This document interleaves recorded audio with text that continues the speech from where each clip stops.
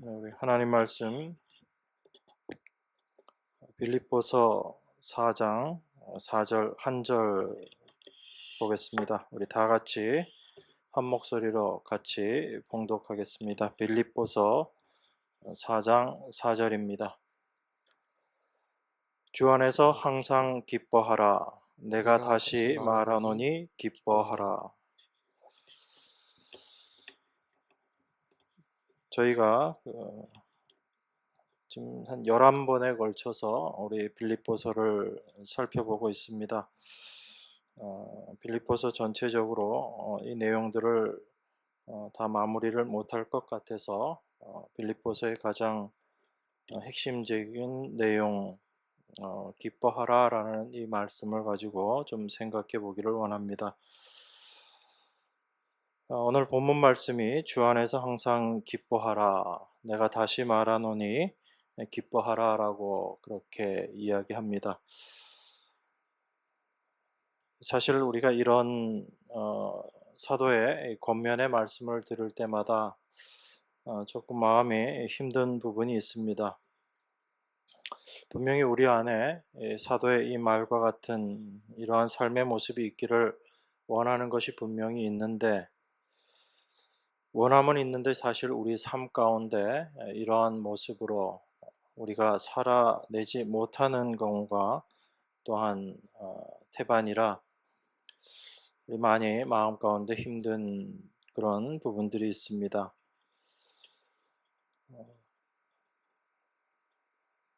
이 말씀을 보면서도 우리가 그렇게 살아야지라는 그런 생각은 하는데 왠지 마음이 좀 답답함을 느끼죠.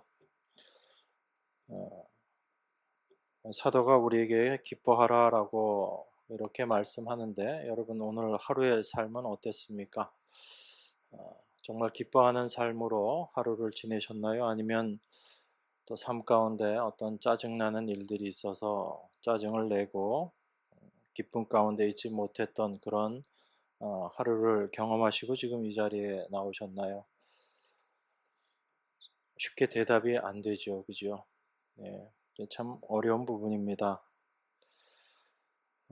그래서 우리가 이런 말씀들을 대할 때마다 우리 마음 가운데 좀 그런 생각이 듭니다.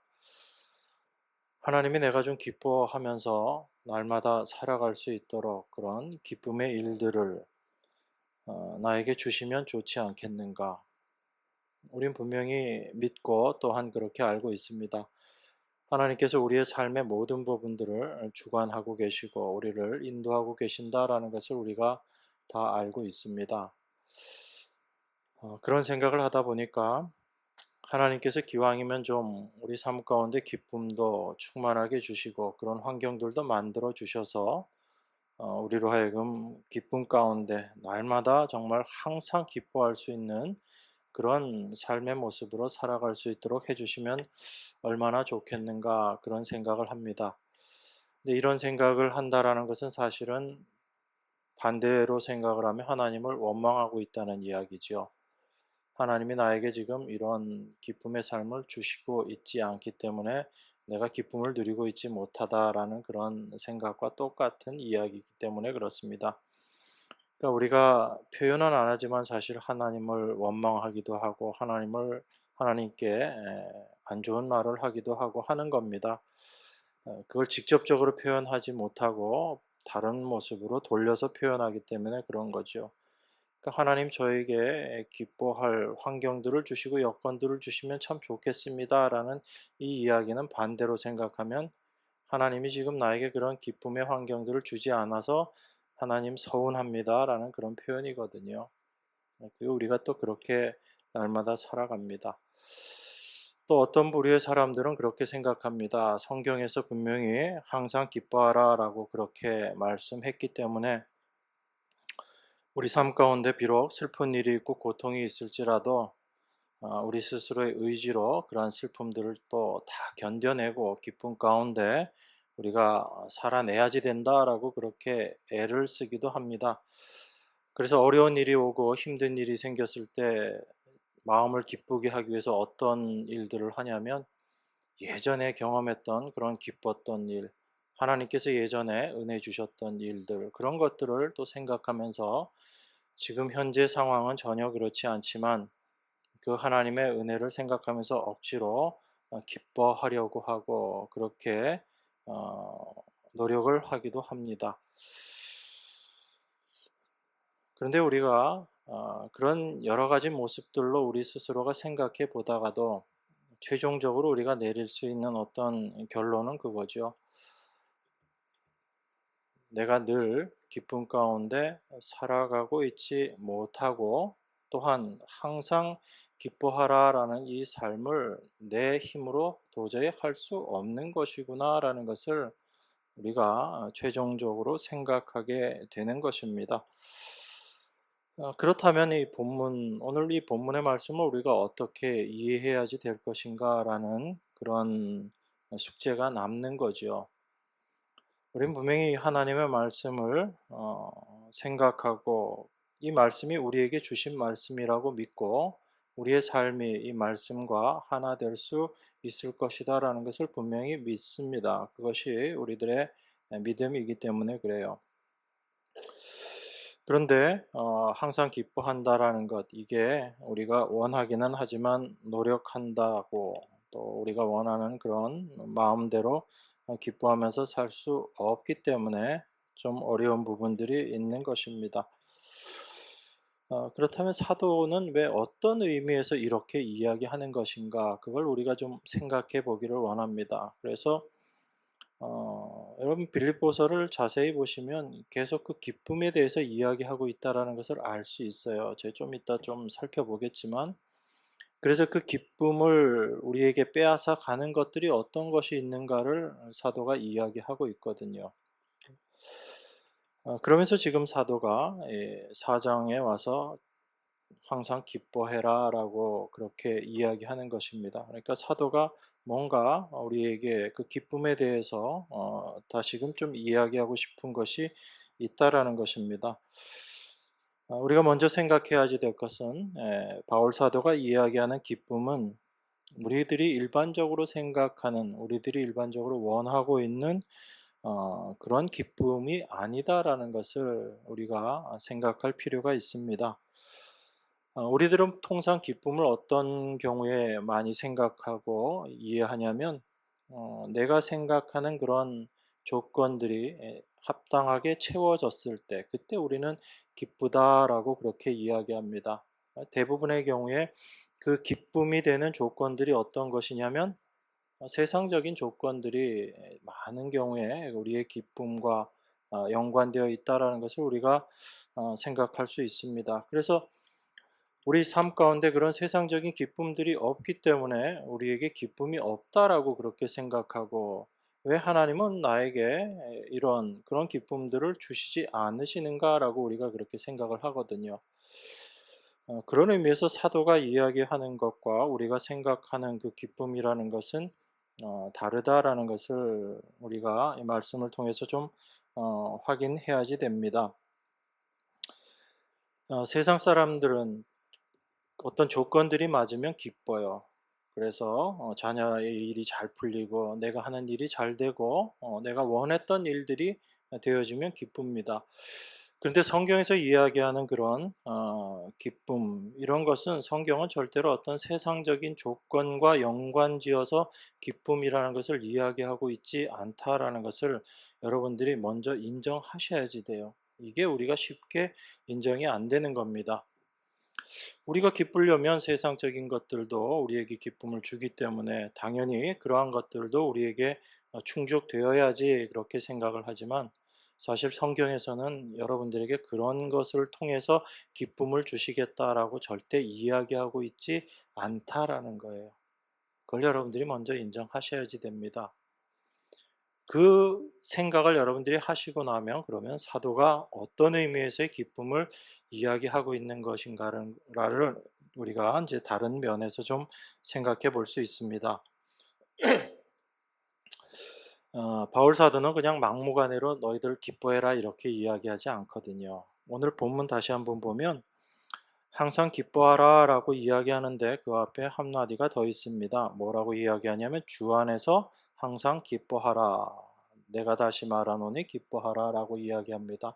그럼 지금 사도가 우리에게 이야기하는 기뻐하라라는 이야기는 그냥 막무가내로 너희들 기뻐하는 삶을 살아야 돼. 이게 그리스도인의 모습이야. 이걸 이야기하는 게 아니라 주 안에서 너희들이 항상 기뻐할 수 있다라는 것을 이야기하고 싶은 거예요. 그런데 우리는 사도의 그 의도보다는 내가 지금 기뻐하고 있는가, 기뻐하고 있지 않는가만 생각을 합니다. 이 말씀들을 보면서. 그래서 내 안에 기쁨이 없네, 이 생각을 하는 거예요. 또 기쁨이 있으면 내 안에 기쁨이 있다라고 생각하는데 이게 또 어디에서 문제가 되냐면 항상의 문제가 되는 거예요. 항상 이렇지 않거든요. 여러분들이 항상 기쁨이 어떻게 될 것 같아요? 남들이 보면 별로 좋게 안 보겠죠, 그죠? 예. 항상 그 상태로 있으면 참 보기 민망할 겁니다. 그래서 이 성경의 말씀들을 우리가 보면서도 그런 부분들을 좀 주의 깊게 생각을 해야지 됩니다. 성경은 어떤 세상적인 것들을 우리에게 주기 위해서 말씀을 하고 있지 않다라는 것을 여러분들은 늘 생각하셔야지 돼요. 그런데 우리의 본능은 어때요? 우리의 본질은 늘 세상적인 것을 얻으려고 하고 그 세상적인 것을 쫓아가고 있거든요. 뭔가 보암직하고 지혜롭게 할 만큼 막 탐스럽고 먹음직하고 이런 것들이 우리 눈에 들어오는 겁니다. 거기에 계속 끌려가는 거죠. 그 정욕에 잡혀서 살아가는 게 우리의 본질인 것이거든요. 그런데 세상은 그 정욕에 잡혀서 살아가는 것을 합리화시키기 위해서 여러 가지 이야기들을 하고 여러 가지 논리들을 내세우지만 하나님의 말씀은 그 모든 것들이 죄로 말미암은 것이다라고 우리에게 분명하게 이야기합니다. 그래서 그러한 것들을 추구하는 우리의 모습들을 깨닫게 하시면서 우리가 여전히 죄 가운데 있는 존재이구나라는 것을 우리에게 깨닫게 하시는 것. 이게 성경의 말씀이거든요. 그렇기 때문에 세상의 시각, 세상의 기준을 가지고 하나님의 말씀을 여러분들이 자꾸 보다가 보면 이게 헷갈리게 되는 거예요. 도무지 이게 무슨 이야기인가 그렇게 혼란스러울 수가 있습니다. 그런 의미에서 사도가 오늘 주 안에서 항상 기뻐하라라는 그 이야기를 하는 것은 우리 성도들이 기쁨의 조건이 될 수 있는 것은 어디에 있다라는 이야기예요? 주 안에 있다라는 이야기예요. 그러니까 하나님은 지금 주님 안에 우리가 항상 기뻐할 수 있는 그 모든 조건이 있다라고 이야기하는데 우리가 이 주님 안에서 찾지 않고 주님 밖에 가서 찾게 되면 그 기쁨이 있을까요? 없을까요? 없는 거예요. 그런데 우리는 대부분 어디서 찾죠? 그 기쁨을 주님 밖에서 찾고 있잖아요. 세상에서 찾으려고 하고요. 세상 사람들과의 관계 속에서 찾으려고 하고 세상 사람들이 이야기하는 그런 일들 속에서 기쁨을 찾으려고 하고 세상 사람들이 기뻐하는 것을 우리도 여전히 기뻐하는 것으로 생각하고 그것을 찾고 있기 때문에 성경이 이야기하는 이런 항상 기뻐하라라는 이 모습으로는 도무지 되어지지 않는 것입니다. 그래서 성경은 절대로 세상에서 이야기하는 그런 기쁨을 이야기하고 있지 않다라는 것을 제가 여러분들에게 어쨌든 증명을 해 보여야 되잖아요. 그죠? 그래서 초대교회 성도들이 과연 어떤 삶을 살았는가, 어떤 것을 기쁨으로 여기고 살았는가, 우리가 생각해 봐야지 됩니다. 그 초대교회 성도들의 삶의 특징을 한마디로 이야기하면 기쁨이거든요. 성경은 그렇게 묘사하고 있고 그렇게 증거하고 있어요. 그런데 초대교회 성도들만큼 핍박과 고난과 어려움 가운데 있었던 성도들이 없거든요. 그런데 그들이 그 고난의 삶을 살아가면서도 그들의 삶을 예수 그리스도를 위한 고난이다라고 그들이 받아들였기 때문에 그들은 하나님 앞에 기뻐하고 찬송하는 삶을 살 수 있었던 것입니다. 이건 이 사람들이 막 억지로 야, 내 무조건 기뻐해야지 되겠다 이렇게 생각하고 기뻐한 게 아니거든요. 그들에게는 그 고난조차도 핍박조차도 환란조차도 기쁨으로 다가왔습니다. 왜냐하면 그들이 당하고 있는 핍박이나 고난 그 자체가 중요한 것이 아니라 그것보다 더 가치 있고 더 귀중하고 더 소중한 것이 무엇인지를 그들이 갖고 있었기 때문이고 알고 있었기 때문에 그래요. 그래서 여러분 안에 그 그리스도가 참된 보화라는 것을 점점 알아갈수록 여러분들은 여러분의 것들을 자꾸 그것을 위해서 다 내버리게 되는 거예요. 그래서 자기의 모든 소유를 팔아서 그 보물을 자기가 얻겠다라는 그 삶을 살아가게 되는 거지요. 이번에 목사님 오셔서 그 말씀 많이 하셨잖아요. 우리 안에 그 덮여 있는 것들 자꾸 걷어내다 보면 그 안에 있는 보화가 점점 더 그 가치를 드러내게 되고 그 가치를 알아갈수록 우리가 어떻게 하게 되는 거예요? 내 걸 다 팔아버리는 겁니다. 내가 가지고 있는 거 다 팔아버리는 거예요. 그걸 자기 부인이라고 이야기하잖아요. 나를 위해서 유익하다고 생각했던 것들, 나에게 참 힘이 되는 것이다라고 생각했던 것들, 나에게 참 기쁨이 되는 것이다라고 생각했던 그 모든 것들이 내 안에 계신 그리스도를 올바로 알고 나니까, 그분을 더 분명하게 알고 나니까 이것보다 귀한 게 없는 거예요. 그러니까 다른 모든 것들이 나에게 있어서 배설물로 보일 수밖에 없는 겁니다. 배설물로 여겨라, 억지로 여기는 것이 아니라 그리스도를 발견하고 나니까 그리스도를 위해서 다른 모든 것들은 그렇게 보이게 되는 거거든요. 그렇게 자기의 모든 것들을 배설물로 여기고 부인하게 되는 것, 그게 내가 십자가를 지는 것이고 자기 부인하는 거잖아요. 근데 이게 여러분들이 억지로 하려고 해서 되는 게 아니라 내 안에 계신 그리스도가 어떤 분인지를 알아가게 될 때, 알게 될 때 그분이 참된 보화이구나라는 것을 알게 될 때 버리게 되는 삶을 사는 거예요. 그전에는 아무리 제가 여러분들에게 버리라고 뭐 목이 터져라 외쳐도 여러분 안 버려요. 제 앞에서는 버리는 신용하고 있다가 제가 가면 다시 와가지고 여러분 그거 집어간다고요. 제가 왜 이렇게 말씀드리냐면 저도 그런 삶을 살았기 때문에 그래요. 여전히 죄의 본질은 그렇게 죄를 향해서 나아가는 것, 그게 그 본질적인 모습이기 때문에 그렇습니다. 그래서 여러분들이 그걸 빨리 아셔야지 되는 거예요. 그래서 그 당시에 우리 초대교회 성도들의 삶의 모습들을 생각해 보면 그들은 지금 당하고 있는 환난이나 고난, 어려움 이런 것들보다 더 귀중한 것이 있다라는 것을 발견했던 사람들이거든요. 그걸 알고 있었기 때문에 그 어떤 어려움도 그들에게는 아무 문제가 되지 않았던 것입니다. 그런 의미에서 성도에게 있어서 참된 기쁨이라는 것이 무엇인가? 참된 기쁨은 우리가 어디에 가치를 두고 살아가느냐의 문제이기도 하다라는 것을 우리가 분명히 생각해야지 됩니다. 근데 이걸 자꾸 여러분들이 어떤 이론으로 지식으로 받아들이면 우리가 하늘의 것을 더 가치 있게 여기고 살아가야지 돼라고 스스로 다짐하게 되죠. 자꾸 그렇게 살려고 여러분들이 애를 쓰게 된다고요. 그런데 그게 중요한 게 아니라 그리스도가 어떤 분인지를 여러분들이 더 깊이 알아가는을 통해서 사실은 우리의 소망도 더 분명해지는 것이고 우리의 발걸음도 더욱더 분명해진다라는 것을 먼저 생각해야지 됩니다. 우리 사도들은 어떤 걸 정말 기쁨으로 여겼는가? 우리 사도행전 5장 41절 한번 보겠습니다. 사도행전 5장 41절에 보면 이렇게 이야기합니다. 사도들은 그 이름을 위하여 능욕받는 일에 합당한 자로 여기심을 기뻐하면서 공회 앞을 떠나니라. 사도들이 기뻐했는데 어떤 걸 갖고 기뻐했냐면요. 예수님이 부활하시고 나서 예수님의 부활을 목격한 이제 사도들이 열심히 예수님을 전합니다. 복음을 담대하게 전하거든요. 그전에는 십자가 앞에서 다 도망쳤던 그 예수님의 제자들이 이제 예수님의 복음, 예수님의 십자가를 아주 담대하게 전하게 됩니다.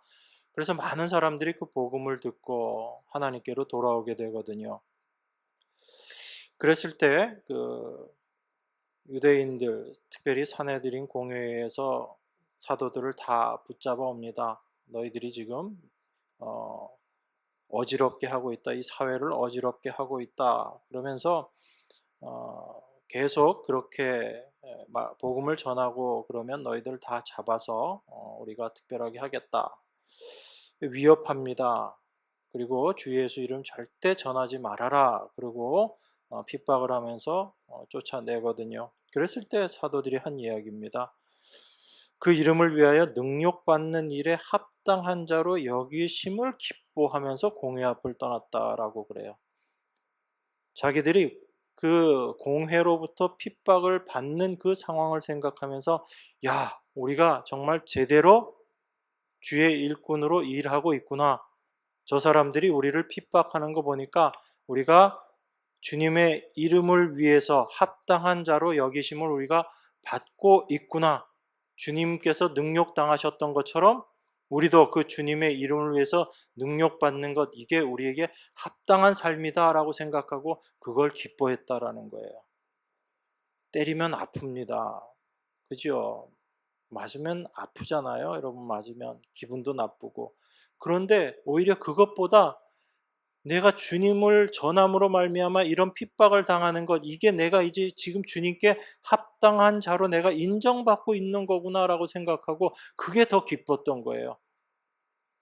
그러니까 세상이 생각할 수 없고 감당할 수 없는 거죠. 그게 그들 스스로의 어떤 의지로 되어졌겠습니까? 그렇게 되지 못했던 거죠. 그런데 사도들은 그걸 기쁨이라고 생각했던 겁니다. 한 군데 더 찾아보겠습니다. 우리 데살로니가전서 1장 4절에서 7절까지 한번 보겠습니다. 제가 봉독하겠습니다. 하나님의 사랑하심을 받은 형제들아, 너희를 택하심을 아노라.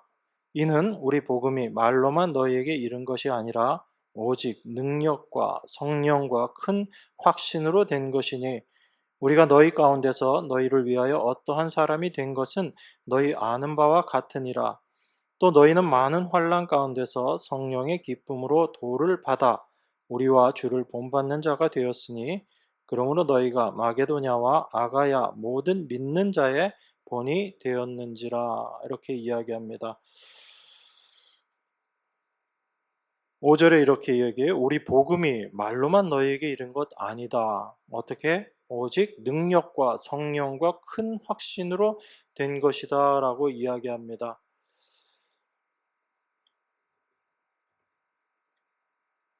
이 사람들에게 복음이 전해졌는데 그 복음이 단순히 말로만 전해진 것이 아니라 참된 능력과 그리고 성령의 함께하심과 그로 말미암아 그들에게 분명한 확신으로 복음이 전해졌다라는 것입니다.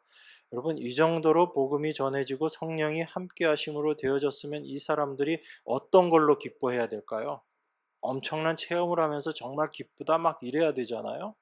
요즘 뭐 기쁨, 그 성령 운동하는 사람들이 뭐 기쁨 얘기하고 하는 것들 다 그 이상한 체험들 하면서 뭐 기쁘다라고 이야기하는데, 그런데 이런 능력과 성령의 함께하심과 큰 확신 가운데 있었던 그 복음을 받은 자들이 무엇으로 기뻐했는가? 그 아래에 나와 있죠. 6절에 뭐라고 이야기하죠? 너희는 많은 환난 가운데서 성령의 기쁨으로 도를 받아 우리와 주를 본받은 자가 되었다. 이렇게 이야기합니다. 뭐로 기뻐했다고요? 환난 당한 거 가지고 기뻐했다라는 것입니다. 능력이 함께하고 성령이 함께하시고 그들에게 큰 확신이 있었는데 그 모든 것들을 통해서 그들이 분명하게 기쁨 가운데로 나아갔는데 그런 것들을 체험한 게 기뻤던 게 아니라 그들이 큰 환난 당하고 많은 환난을 겪음으로 말미암아 오히려 더 기뻐했다라는 것입니다. 그럼 그들에게 있어서 환난 자체가 중요한 것이 아니라 그들에게 있어서 참된 기쁨으로 함께 할 수 있었던 것, 그들이 기쁨 가운데 있을 수 있었던 것이 그들에게 함께 하신 성령으로 말미암아 되어진 일이다라는 것을 우리가 확인할 수 있는 거죠. 그러니까 그들이 환난 가운데 있었지만 그 환난 가운데서 성령의 함께 하심을 그들이 경험했고, 그리고 그 성령의 능력들을 그들이 체험을 했고, 그리고 그 가운데 커다란 확신 가운데 그들이 거할 수 있었다라는 거죠. 뭐 신비한 체험을 해서 그들이 기뻤던 것이 아니라 오히려 큰 환난, 많은 환난을 통해서 하나님의 역사하심을 더 분명하게 인식하고 경험할 수 있었다라는 것입니다. 이게 그들에게 기쁨이 되었다라는 이야기거든요. 그러니까 지금 우리가 요 몇 군데 성경만 살펴봤지만 당시 성도들에겐 어떤 게 기쁨이었어요? 우리가 원하는 그런 세상적인 것들을 얻어서 기쁨이었다 이런 얘기 성경은 이야기하고 있지 않거든요. 그러니까 성경이 이야기하지 않는 기쁨을 우리가 추구하고 있다면 그건 절대로 그런 거 얻을 수 없다라는 것을 우리가 분명히 생각해야지 됩니다. 그런 의미에서 사도 바울이 지금 빌립보 성도들에게 주 안에서 항상 기뻐해라라고 이야기하는 것은 빌립보 성도들이 지금 어떤 모습이다라는 이야기예요. 기쁨을 잃어버린 모습이다라는 것입니다. 그래서 지금 빌립보서를 쭉 이야기하면서 마지막에 이 이야기를 하는 거예요. 지금 빌립보 성도들이 참된 기쁨을 잃어버린 그 삶의 모습들이 나타나고 있기 때문에 그것을 사도가 앞에서 계속 이야기하고 최종적으로 너희가 기뻐해야지 되는데 주 안에서 항상 기뻐할 수 있는 자들이다라는 것을 이야기하고 있는 것입니다.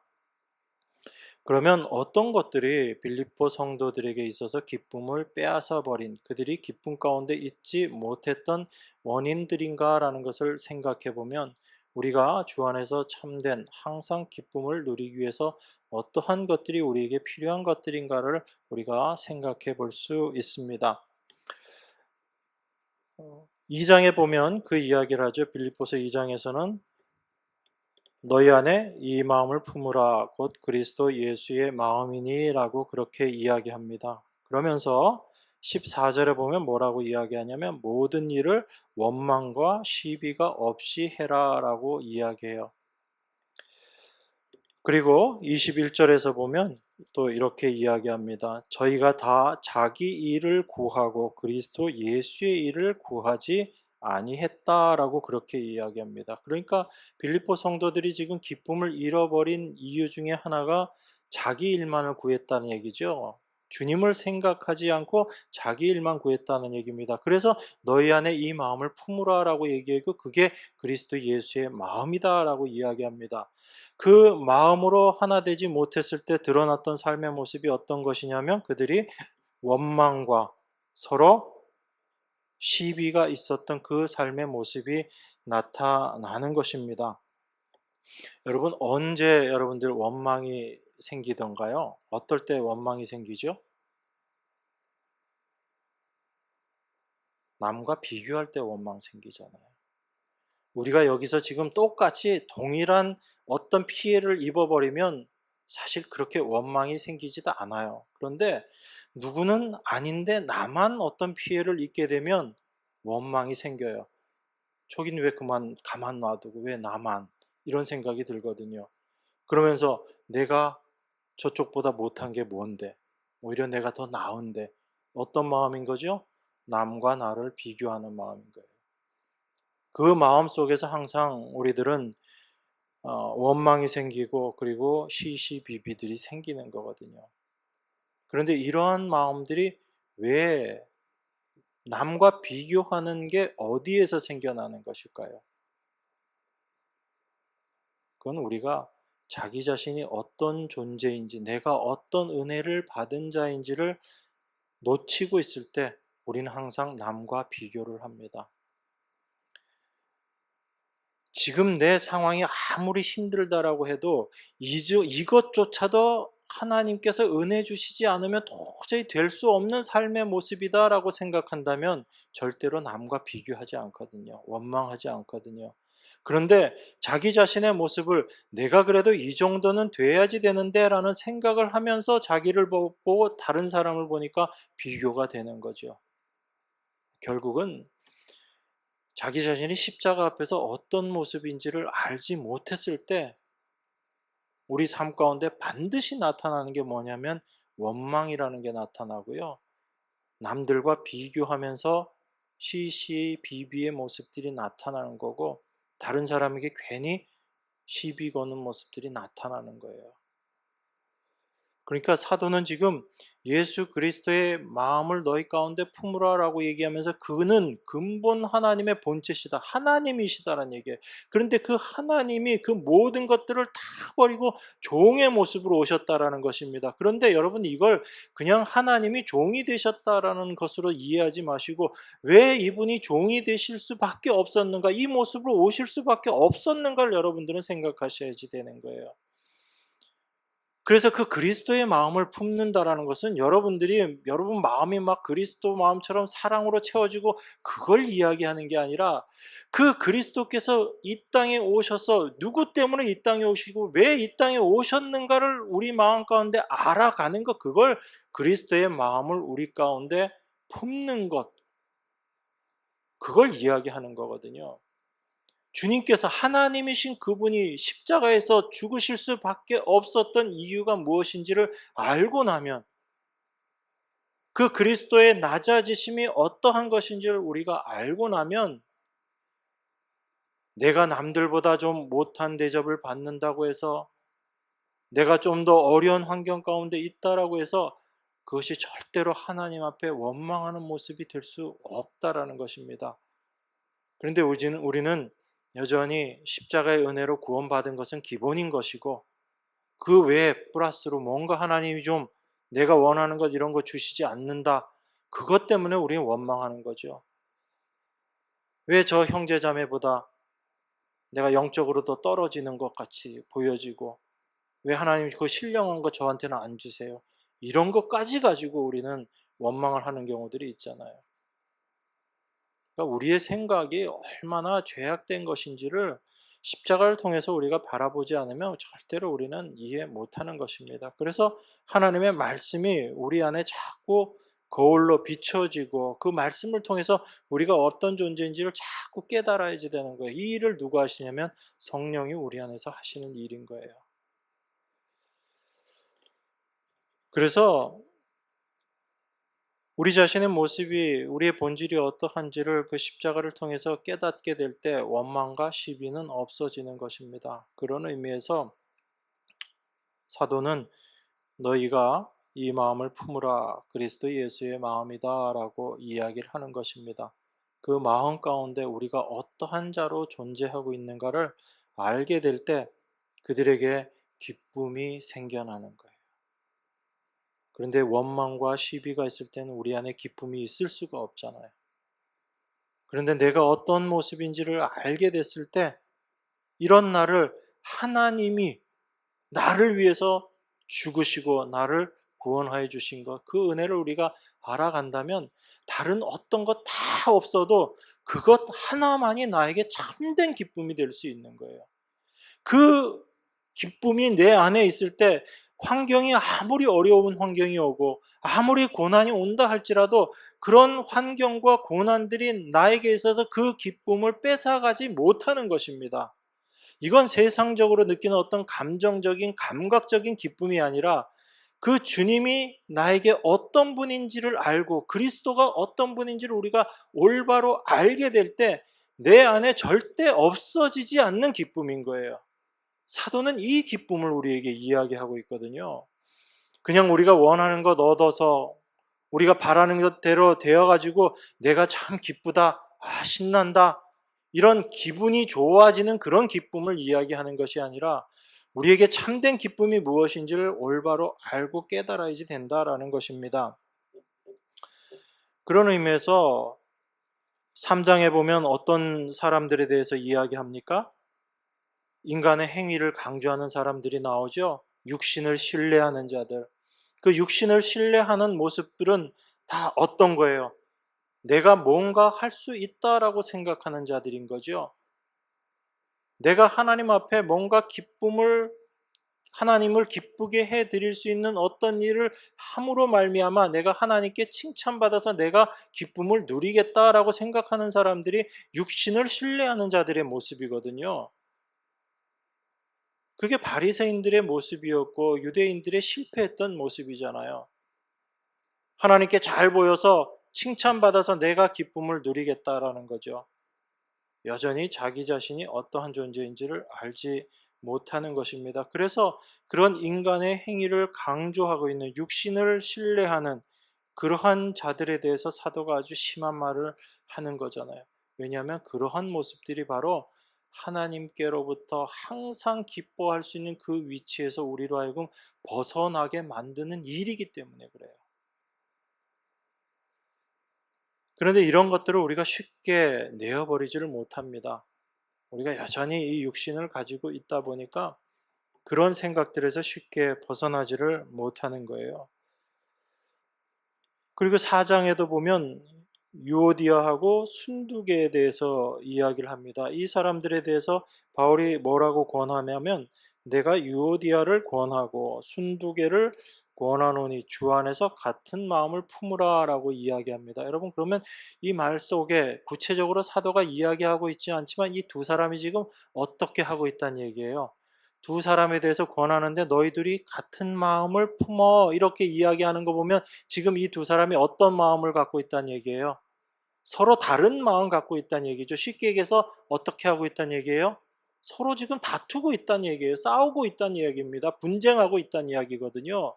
그래서 지금 너희 둘 다 주 안에서 같은 마음을 품어라고 그렇게 이야기하는 것입니다. 이게 단순히 사도가 너희들 둘이 지금 싸우고 있으니까 싸우지 말고 같은 마음 품어서 화해해 이 차원에서 이야기하는 게 아닌 거죠. 그러면서 사도가 지금 하는 얘기가 4절에서 주 안에서 항상 기뻐해라 라고 하는 이야기거든요. 그러니까 그들이 서로 다른 마음으로 다투고 분쟁하고 있는데 그들이 같은 마음을 품을 수 있는 방법이 있다라는 겁니다. 그게 뭐냐면 주 안에서, 이걸 지금 사도는 이야기하고 싶은 거예요. 그게 되지 않으면 그 주 안이 아닌 곳에서는 우리는 늘 분열할 수밖에 없다라는 것입니다. 늘 나와 부딪히는 사람들을 만날 수밖에 없고 내 생각이 더 옳다라는 것을 자꾸 더 주장하고 싶은 것이고, 여러분들 어때요? 항상 이야기하다 보면 이 주님 안에서의 교제가 아닌 벗어나 버리면, 교제 잘 하다가도 삐딱선 타면서 옆으로 빠져버리면 어떻게 돼요? 끝나고는 마음이 영 불편하잖아요. 마음도 상하고. 돌아오면서 무슨 생각이 들어요? 내가 또 내 자랑했구나 이러고 돌아오잖아요. 주님을 이야기한다면서도 내가 잘난 거 이거 이야기하고 교제라고 했다고 돌아오다 보면 주님이 그거 가르쳐 주시잖아요. 찔러 주시잖아요. 우리 그런 것들 경험하잖아요. 그러니까 우리가 말로만 주 아니다, 그리스도 아니다라고 이야기하지만 정말 우리는 늘 깨어서 정말 긴장하면서 매 순간순간을 지내야지 되는 거예요. 그 주님 안에서 그 주님을 우리가 더 올바로 깨닫기 위해서. 그래서 반복해서 말씀드리지만 주 안에서 항상 기뻐하라라는 그 말은 우리들에게 있어서 기쁨의 조건들, 기쁨의 요소는 어디에만 있다는 얘기예요? 주 안에만 있다라는 이야기입니다. 그러니까 우리가 어떤 기분이 좋아지는 그런 기쁨 여러분들이 구하지 마시고 주 안에서 주는 기쁨, 그것이 무엇인가를 여러분들이 생각하실 수 있어야지 됩니다. 그걸 알게 될 때 우리가 항상 기쁨 가운데 있을 수 있다라는 것입니다. 자, 우리가 항상이라는 이 표현 가운데 우리가 분명히 생각해야지 되는 것은 어떤 우리가 기분적인 것, 감정적인 것, 이런 기쁨은 항상이 유지가 안 되는 거잖아요. 이건 일시적인 거거든요. 뭐 길게 가도 어쨌든 끝이 있는 거거든요. 그러면 항상이라는 것을 사도가 이야기한다라는 것은 그 항상이라는 의미 속에서 어떠한 일 속에서도 주 안에서 기뻐할 수 있다. 또한 주 안에서 기뻐해라라는 그 의미인 거예요. 여러분 가운데 삶에 어떤 어려움들이 오고 환란이 오고 고난이 온다라고 할지라도 항상 여러분들은 기뻐할 수 있다. 기뻐해야지 된다라는 이야기거든요. 그런 의미에서 이 항상이라는 말을 가지고 우리가 그 기쁨을 생각해 보면 이것은 우리에게 어떤 형편이 오든지 어떤 환경이 오든지 절대 잃어버리지 않는 기쁨이다라는 그 의미인 거예요. 그렇기 때문에 항상 기뻐할 수 있다라는 것입니다. 그러니까 기뻐하고 있었는데 갑자기 고난이 오면 이 기쁨이 사라져 버리고 환란이 와서 나를 힘들게 하면은 이거 잊어버리게 되고 그런 기쁨이 아니다라는 것입니다. 그러니까 여러분들은 이 기쁨을 여러분 안에서 자꾸 찾으려고 하지 마세요. 내가 지금 기뻐하는 상태인가? 내가 기쁜가 안 기쁜가? 여러분 자꾸 이거 찾으려고 하지 마세요. 우리들이 말씀 보면서 제일 범하는 실수가 뭐냐면 어떤 이야기를 하면 그걸 여러분 안에서 자꾸 찾으려고 해요. 어떨 땐 기쁨이 있다가 잠깐 보였다가 없어졌다가 뭐 정신이 하나도 없는 거지요. 계속 기쁘지 않거든요. 뭐 기쁜 일 있으면 기쁜 것 같은데 조금 지나면 그냥 눈 녹듯이 사라져 버리고 이거 아니거든요. 그러니까 여러분 자신에게서 스스로에게서 뭔가를 찾으려고 하지 마세요. 지금 사도는 주 안에서 항상 기뻐하라라는 얘기는 여러분에게서 그것을 찾으라는 것이 아니고 주님과의 올바른 관계 속에서 그 모든 것들을 우리가 누릴 수 있다라는 것을 먼저 이야기하고 있는 것입니다. 그런 의미에서 주 안에서의 기쁨이라는 것은요, 그리스도와 올바른 관계에 있을 때 맺어지는 열매다라고 우리가 생각할 수 있는 거죠. 우리 스스로가 만들어내는 것이 아니라 그리스도 안에 있을 때 자연스럽게 맺어지는 열매, 이것이 주 안에서 항상 기뻐하라라는 그 말씀 의미 속에서 우리가 생각할 수 있는 것입니다. 그러면 주님과 우리 사이에서 가장 기본적인 바른 관계라는 것은 어떤 게 가장 바른 관계겠어요? 여러분들 입장에서 주님과 나와 바른 관계를 내가 유지하기 위해서 내가 주님을 위해서 열심히 수고하고 노력하고 애쓰는 것, 이게 주님과의 바른 관계 안에 있는 성도의 모습일까요? 우리는 가끔 그렇게 생각해요. 어떻게 하면 주님을 기쁘게 할 수 있을까? 우리가 이렇게 하면 주님이 기뻐하시지 않을까? 그래서 우리는 많은 그런 것들을 연구합니다. 전도하면 주님이 기뻐하실까? 내가 봉사하면 주님 기뻐하실까? 내가 이렇게 희생하면 주님이 기뻐하실까? 내가 뭔가를 해서 주님을 기쁘게 하는 것, 그걸 주님과 나와 올바른 관계를 유지하고 만드는 그 방법이라고 우린 자꾸 생각해요. 근데 여러분 그게 아닌 거예요. 우리의 어떤 행위를 가지고도 주님을 기쁘게 해드릴 수 없다라는 것이 성경이 이야기하고 있는 거거든요. 우리의 노력으로 주님과 우리의 관계를 절대로 똑바로 해 나갈 수 없습니다. 바른 관계를 맺을 수도 없고 유지할 수도 없어요.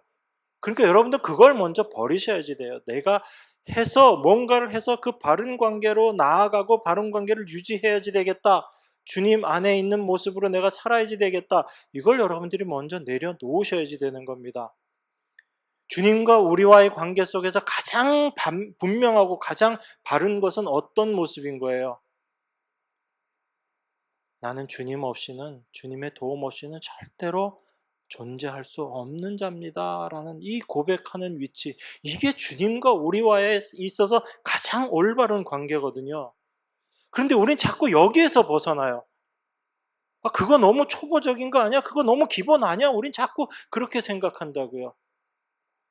그게 우리가 자꾸 십자가에서 벗어나는 모습인 거예요. 성도는 늘 십자가 안에서 모든 것들을 생각하고 모든 것들을 바라보고 십자가를 통해서 이 세상도 여러분들이 이해하려고 애를 쓰셔야지 되는 거예요. 십자가를 벗어나서 보이는 세상과 십자가를 통해서 바라보는 세상은 너무나 다르기 때문에 그렇습니다. 그래서 사도가 갈라디아서에서 뭐라고 얘기해요? 갈라디아 6장에서 예수 그리스도의 십자가를 통해서 보니까 내가 세상 사람들이 십자가를 통해서 날 보면 내가 죽은 모습인 거고 내가 그 십자가를 통해서 세상을 보니까 세상도 나에 대해서 죽어버린 것이네 라고 이야기하는 거죠. 그런데 십자가라는 것을 빼고 여러분들은 세상을 한번 보세요. 세상이 어떻게 보이나? 모함직하죠. 먹음직하고요. 지혜롭게 할 만큼 탐스러워요. 그게 세상의 모습이거든요. 그래서 성도는 늘 십자가를 통해서 볼 수 있어야지 돼요. 그런데 이게 우리의 실력으로 안 되는 거잖아요. 우리 실력으로 늘 그 십자가를 통해서 볼 수 없는 것이 우리들의 모습이잖아요. 그래서 우리는 주님의 도움 없이는 절대로 우리는 존재할 수 없는 그런 존재입니다. 그런 죄인입니다. 라는 것으로 우리는 늘 시작할 수밖에 없는 거예요. 이게 바로 우리와 주님과의 바른 관계로 나아가는 첫 걸음인 것입니다. 여기에서 우리가 벗어나면 안 되는 거예요. 그래서 그 주님과의 바른 관계 속에서 우리가 모든 것들을 생각하고 바라보고 이해하게 될 때 우리의 삶 속에서 조금씩 조금씩 기쁨이 무엇인지, 어떤 것이 주 안에서 기쁨인 것인지를 우리가 알게 되는 겁니다. 여러분, 성령이 오신 이유가 뭐라고 제가 말씀드렸어요? 성령이 오신 이유는 여러분들에게 어떤 능력을 줘서 뭘 잘 할 수 있게끔 그걸 위해서 오신 것이 아니라 여러분 자신이 어떤 모습인지를 깨닫게 하시기 위해서 오신 분이 성령이다라고 말씀드렸습니다. 그 성령으로 말미암아 우리에게 임함 은혜가 무엇인지를 우리가 알게 되는 거예요. 그래서 성령을 받지 못한 자들은 예수 그리스도의 십자가가 절대로 은혜로 다가올 수 없는 거예요. 그거 뭐 쓸데없는 그런 이야기로밖에 들리지 않는 겁니다. 정말 값어치 없고 하찮은 것으로밖에 들리지 않는 거예요. 예수님께서 우리를 위해서 십자가에 못 박혀 돌아가셨다. 이 말이 정말 콧잔등에 들리지도 않는 그런 소리밖에 안 되는 거예요. 그런데 성령이 우리에게 임하면 예수 그리스도의 십자가의 죽으심이 나에게 어떤 은혜로 다가왔는지가 깨달아지는 거예요. 알아지는 것입니다. 그게 성령이 우리 안에서 하시는 일이거든요. 그런데 성령이 우리 안에서 그 일만 하시고 이제 가시는 거예요? 그냥 떠나가시는 거예요? 너 이제 알았으니까 됐어. 나 이제 갈게. 신앙생활 잘해. 이러고 그냥 가세요? 아니잖아요. 우리를 절대 떠나지 않으신다고 그러잖아요. 우리와 늘 함께 하신다고 그러잖아요. 그러면 우리와 늘 함께 하시면서 뭐 하실 것 같아요? 늘 그 하나님의 은혜를 우리에게 깨닫게 하고 그 하나님의 은혜 가운데 우리로 하여금 거하게 하시는 그 일을 성령께서 하시는 거죠. 우리 스스로의 실력으로는 그 일을 못한다고요. 하나님의 은혜를 깨달았다고 해서 그 은혜 가운데 날마다 살아가는 그 삶을 우리 스스로의 힘으로는 도무지 해낼 수 없다고요. 그래서 성령이 우리 안에서 우리가 얼마나 무능하고 얼마나 하나님 앞에 불가능한 존재인지를 늘 깨닫게 하시고 주님만 바라보고 주님만 의지하는 모습으로 우리를 계속 인도해서 끌고 가시는 거예요. 왜 맨날 죄인 이야기만 하고 왜 맨날 죄만 이야기하는가? 왜요? 그게 여러분과 저의 본질의 모습이기 때문에 그래요. 그걸 알지 못하면 십자가가 무엇인지 알지 못하고 그 십자가를 통해서 예수 그리스도를 알지 못하면 예수님은 그냥 이 세상에 오신 위대한 한 스승일 뿐이죠. 여러분들의 구세주가 될 수 없다고요. 여러분들의 참된 주가 될 수 없다고요. 그래서 성령은 우리 안에서 그 십자가를 통해서 모든 것들을 바라보게 하시는 그 일을 하시는 거예요. 그렇게 우리를 날마다 인도하시고 끌고 가시는 분이 성령님이십니다. 그래서 그 성령으로 말미암아 우리 안에 참된 기쁨이 있는 거예요. 그 주 안에서 항상 기뻐할 수 있도록 우리를 끌고 가시고 인도하시는 거예요. 그래서 그 하나님의 은총이 무엇인지를 우리로 하여금 알게 되고 내 모습이 어떤지를 알게 될 때 우리 삶 가운데 자연스럽게 나타나게 되는 것이 형제자매를 사랑하는 모습으로 나타나는 거예요. 내가 어떻게 구원받고 내가 어떻게 은혜 받은 자인지를 내가 알게 될 때 그때 자연히 내 안에서 나와 남을 비교하는 마음도 사라지게 되고 형제 자매들을 위해서 내가 더 헌신하려고 애쓰게 되고 더 수고하려고 애쓰는 그런 마음들이 생겨나는 것이고 억지로 사랑해야지가 아니라 사랑하는 마음들이 생겨나게 되는 거예요. 이게 우리의 힘으로 되는 것이 아니다라는 것입니다. 그래서 성경에서 사랑해라라고 이야기하지만 내 이웃을 내 몸처럼 사랑해라라고 이야기하지만 우리가 도무지 그렇게 할 수 없는 존재잖아요. 내 이웃을 내 몸처럼 사랑하기는커녕 표현이 심해질 것 같아서 여기까지만 하겠습니다. 못하잖아요. 자기 몸은 얼마나 끔찍하게 위합니까? 그런데 그 자기 몸 위하는 것처럼 형제자매 사랑해요? 사랑 못하잖아요. 그런데 우리 안에 형제자매를 사랑하는 마음이 찾아오는 거예요. 그 마음들이 생겨나고요. 저 형제를 위해서 내가 뭘 해줄 수 있을까? 저 자매를 위해서 내가 어떤 수고를 해줄 수 있을까? 그런데 그 수고와 노력과 애씀이 내 안에 기쁨으로 다가오는 거예요. 이거 세상이 절대 줄 수 없는 기쁨이잖아요. 하나님은 우리를 이 자리로 끌고 가시는 겁니다. 말씀 한 군데 더 보겠습니다. 요한복음 15장 10절에서 12절입니다. 같이 봉독할까요? 요한복음 15장 10절에서 12절 같이 봉독합니다. 내가 아버지의 계명을 지켜 그의 사랑 안에 거하는 것 같이 너희도 내 계명을 지키면 내 사랑 안에 거하리라. 내가 이것을 너희에게 이름은 내 기쁨이 너희 안에 있어 너희 기쁨을 충만하게 하려 함이니라. 내 계명은 곧 내가 너희를 사랑한 것 같이 너희도 서로 사랑하는 이것이니라. 예수님이 우리에게 너희도 내 계명을 지키면 내 사랑 안에 거하리라. 내가 이것을 너희에게 이름은 내 기쁨이 너희 안에 있어 너희 기쁨을 충만하게 하려 함이니라. 내 계명은 곧 내가 너희를 사랑한 것 같이 너희도 서로 사랑하는 이것이니라. 우리 보고 서로 사랑하라고 하잖아요. 그러니까 우리가 그냥 사랑하려면 잘 되냐고요? 안 되잖아요. 그런데 주님이 이렇게 이야기하십니다. 우리가 기뻐할 수 있는 거는요, 우리의 어떤 일로 기뻐하는 게 아니라 주님이 그 주님의 기쁨을 우리에게 주심으로 말미암아 우리가 그 기쁨을 받아서 우리가 기쁘다고 이야기하는 거예요. 뭐라고 얘기합니까? 내가 이것을 너희에게 이름은 내 기쁨이 너희 안에 있어 너희 기쁨을 충만하게 하려 함이라. 우리 안에 있는 기쁨이 누가 주신 기쁨이란 거예요? 예수님의 기쁨을 우리에게 주셔서 내 기쁨, 예수님의 기쁨이 너희 안에 있다라고 이야기합니다. 그렇게 될 때 너희가 그 기쁨으로 충만케 된다라고 이야기하죠. 이 기쁨이 어떻게 해서 생겨났는가 보면 10절에 이렇게 이야기하잖아. 내가 아버지의 계명을 지켜 그의 사랑 안에 거하는 것 같이 너희도 내 계명을 지키면 내 사랑 안에 거하리라. 내가 이것을 너희에게 이름은 내 기쁨. 예수님의 이 기쁨은 어디에서 생긴 거죠? 예수님이 아버지의 계명을 지켜서 그의 사랑 안에 거함으로 말미암아 누리는 기쁨이잖아요. 그 기쁨을 예수님이 우리에게 주시겠다는 얘기예요. 그 기쁨을 받음으로 말미암아 우리 안에 기쁨이 충만해지는 거예요. 우리가 뭘 해서 기뻐지는 것이 아니라 예수님께서 우리를 사랑하신 아버지의 말씀이 뭐였어요?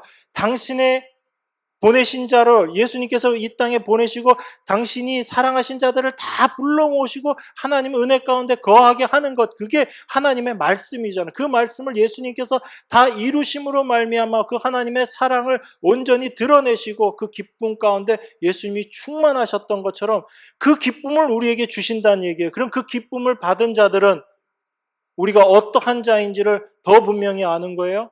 하나님의 은혜 입은 자이구나라는 것을 더 분명히 알고 그 기쁨 가운데 있게 될 때 그 기쁨은 우리를 어떤 모습으로 끌고 가냐면 형제를 사랑하는 그 모습으로 우리를 끌고 간다라는 이야기거든요. 그러니까 여러분 섣불리 나서서 형제 사랑합시다 이런 얘기 하지 마시라고요. 주님의 사랑을 알고 그 주님의 기쁨이 여러분 안에 기쁨이 되어지면 그 기쁨으로 말미암아 자연스럽게 그 형제 사랑의 열매들은 나타나게 될 수밖에 없는 거예요. 그러니까 우리가 뭐 합시다 이거 뭐 캐치프레이즈 걸어놓고 뭐 표로 걸어놓고 우리 올해는 뭐 이거 합시다 이거 다 사실 헛소리인 거죠. 우리에게 정말 필요한 것은 오히려 주님의 은혜를 더 깊이 우리에게 알게 하여 주시옵소서. 이게 우리의 참된 기도 제목이 돼야 되는 거죠. 하나님 저희들에게 그 은혜를 더 알게 하여 주시옵소서. 이게 우리들의 참된 소원이 되어야지 되는 거죠. 그래서 우리 안에 참된 기쁨이 무엇인지 우리가 분명히 알게 될 때 그 주님이 주신 기쁨으로 말미암아 우리가 기뻐할 수 있는 자들이 되는 것이거든요.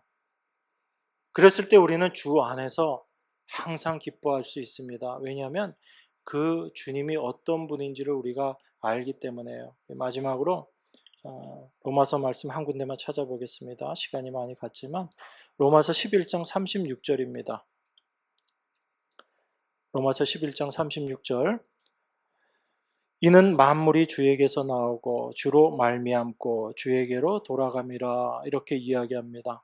만물이 주님에게서 나오고 그리고 주님으로 말미암아 진행이 되고 그리고 최종적으로 주님께로 돌아간다라고 이야기합니다. 이 모든 일의 주인이 누구시란 얘기예요? 예수님이 이 모든 일의 주인이란 얘기잖아요. 그러니까 우리가 예수님을 믿는다라는 것은 예수님께서 이 모든 일의 주인이시다라는 것을 우리가 믿는다라는 것, 이게 예수님 믿는다라는 것을 바울이 지금 이야기하고 있잖아요. 그러면 그 예수님을 믿는다라는 것은 주님의 뜻대로 모든 것들이 다 이루어지기를 원하는 것, 이게 주님을 믿는 거죠. 그렇게 얘기했을 때 우리 주님은 어떤 분이세요? 절대 실패하지 아니하시는 분이시잖아요. 그러면 그 실패하지 아니하시는 주님으로 모든 것들이 나오고 그 주님으로 말미암아 모든 것들이 진행되고 그리고 그 주님이 말씀대로 뜻대로 그 모든 것들이 완성되어서 돌아갈 것이다라는 이 말씀을 우리가 생각해 보면 주님 뜻대로 반드시 이루어질 거죠. 여러분들의 어떠함과 상관없이 주님 뜻대로 반드시 이루어지는 거죠. 그랬을 때 우리는 우리 자신을 바라보고 실망하고 마음이 힘들어지는 것이 아니라 그 주님으로 말미암아 우리는 늘 기뻐할 수 있는 거예요. 그래서 주 안에서 항상 기뻐하라라고 사도가 이야기하는 것입니다.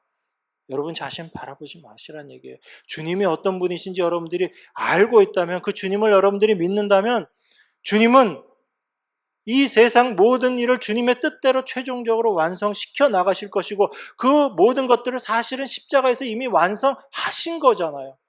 그 완성하신 주님의 일을 여러분들이 믿는다면 여러분들의 삶이 지금 좀 어렵고 힘들다고 해서 그 기쁨이 잃어버려지게 되겠어요?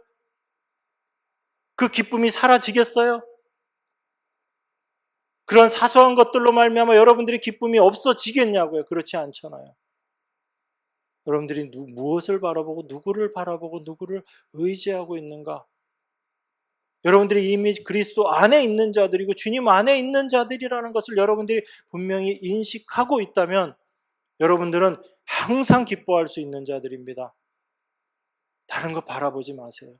오직 주님만 바라보시고 주님 안에서 이루어 놓으신 그 주님의 은혜가 무엇인지만 여러분들이 올바로 이해하고 바라보신다면 여러분들은 항상 기뻐하며 살아갈 수 있는 자들이 될 것입니다.